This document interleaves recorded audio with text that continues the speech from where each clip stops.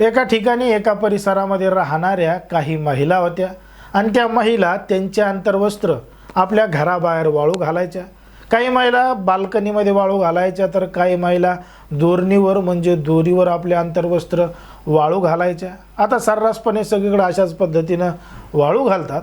पण मात्र एक दिवस काही महिलांचे अंतर्वस्त्र त्या परिसरामधून मोठ्या प्रमाणात गायब होऊ लागले आणि ते अचानक कोणीतरी चोरून घेऊन जाऊ लागलं.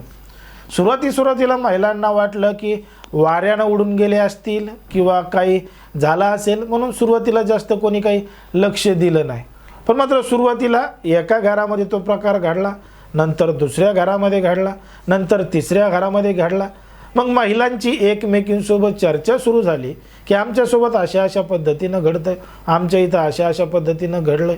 मग अशी चर्चा जेव्हा सुरू झाली तेव्हा समजलं की हे फक्त एका महिलेसोबत घडलेलं नसून आजूबाजूच्या बऱ्याच महिलांसोबत घडलेलं आहे आणि त्यांनी त्यांचे अंतर्वस्त्र बाहेर वाळू घातले की ते चोरीला जात आहेत, कोणीतरी त्यांचे अंतर्वस्त्र चोरून नेत आहेत.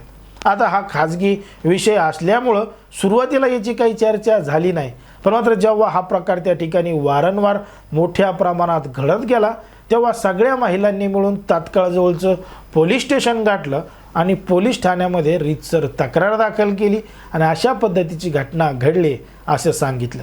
जेव्हा पोलिसांनी या संपूर्ण प्रकरणाची चौकशी केली, तपास केला आणि आजूबाजूच्या परिसरामधले CCTV कॅमेरे तपासले तेव्हा या संपूर्ण प्रकरणामध्ये घडलेलं होतं आणि दडलेलं होतं एक धक्कादायक प्रकरण, धक्कादायक घटना. नेमकं काय आहे संपूर्ण प्रकरण, कुठं घडली आहे घटना, हे आपलं अगदी सविस्तरपणे बघायचं आहे. पण जर तुम्ही अजूनही आपलं चॅनल सबस्क्राईब केलं नसेल तर लगेचच करून घ्या आणि बाजूला असणाऱ्या बेल नोटिफिकेशनला सुद्धा ऑन करायला विसरू नका. आता ही जी संपूर्ण घडलेली घटना आहे ती आहे कर्नाटक राज्यातील बेंगळुरू मधल्या हेब्बागोडी परिसरामध्ये घडलेली संपूर्ण घटना आहे. आणि या ठिकाणी या परिसरामध्ये राहणाऱ्या काही महिलांचे अंतर्वस्त्र मोठ्या प्रमाणात गायब होत होते, चोरीला जात होते. मग ते चोरी नेमकं कोण करतंय, काय करतंय याचा काहीही तपास महिलांना लागत नव्हता, म्हणून संपूर्ण परिसरामध्ये भीतीचं वातावरण पसरलेलं होतं. मग एका महिलेसोबत घडलं, दुसऱ्या महिलेसोबत घडलं, तिसऱ्या महिलेसोबत घडलं. मग महिलांची चर्चा सुरू झाली, काय करावा काय नाही त्यांना समजलं नाही. त्यांनी पोलीस स्टेशन गाठलं, पोलिसांनी तपास चालू केला, आजूबाजूच्या परिसरामधले कॅमेरे तपासले तेव्हा समजलं की मध्यरात्री त्या ठिकाणी एक 23 वर्षाचा तरुण येतो, हळूच अंधाराचा फायदा घेऊन बाल्कनीमध्ये घुसतो किंवा कोणाच्या अंगणात दोरणीवर अंतर्वस्त्र वाळू घातलेत याच्यावर लक्ष ठेवतो आणि तो गपचूप अंधाराचा फायदा घेऊन महिलांचे अंतर्वस्त्र चोरतो आणि त्या ठिकाणाहून पसार होतो. आता त्या परिसरामध्ये दुसऱ्या कुठल्याही गोष्टीची चोरी होत नव्हती, काही नाही, फक्त अंतर्वस्त्र गायब होत होते.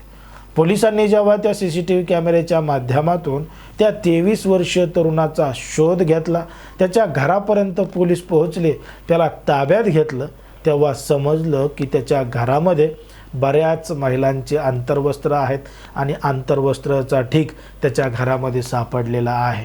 जेव्हा पोलिसांनी त्याची चौकशी केली तेव्हा समजलं की तो मूळचा केरळ राज्यातला आहे आणि तो कामानिमित्त या ठिकाणी या परिसरामध्ये आलेला होता. पण मात्र त्याला महिलांच्या अंतर्वस्त्राचा नाद लागला होता, म्हणून तो महिलांचे अंतर्वस्त्र चोरायचा, घरी आणायचा, घरी आणून मध्यरात्री स्वतः ते अंतर्वस्त्र घालायचा आणि तसे कपडे घालून तो वेगवेगळ्या पद्धतीचे व्हिडिओ बनवायचा आणि ते व्हिडिओ सोशल मीडियावर व्हायरल करायचा, सोशल मीडियावर टाकायचा, अशी कबुली त्यानं दिलेली आहे. आणि हे सगळं करून त्याला एक वेगळाच आनंद येत होता आणि त्याला एक वेगळाच नाद या सगळ्या गोष्टीचा लागला होता.